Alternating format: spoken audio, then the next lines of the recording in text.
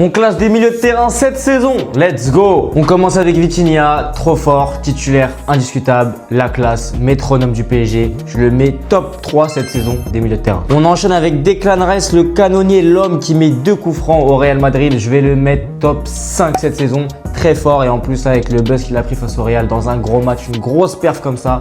Depuis le début de saison, il est régulier avec Arsenal. C'est très fort Declan.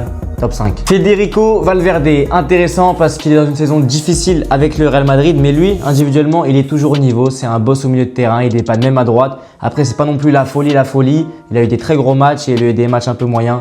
Je le mets quand même top 6, ça reste un taulier. Frenkie de Jong, l'homme qui a un niveau exceptionnel depuis 3-4 mois maintenant. Il est vraiment très fort, mais le problème, c'est que sa saison, elle a commencé en janvier. Au début, il était sur le banc et des blessures, donc on peut pas le mettre trop haut. Là, actuellement, c'est un des meilleurs, mais sur la saison, malgré que j'aime beaucoup et qu'il est de retour, je le mets top 8. Mais attention parce que d'ici 2-3 mois à la fin de saison, ça peut monter fort. On enchaîne avec Kimmich. Alors Kimmich lui fait une grosse saison, on en parle peu, il est sous-coté, mais depuis que Compagnie l'a remis vraiment au milieu de terrain, là je trouve qu'il est vraiment très fort. Il fait une grosse saison, un des meilleurs bavarois et je le mets top 4 des milieux de terrain cette saison, très fort. Pedri.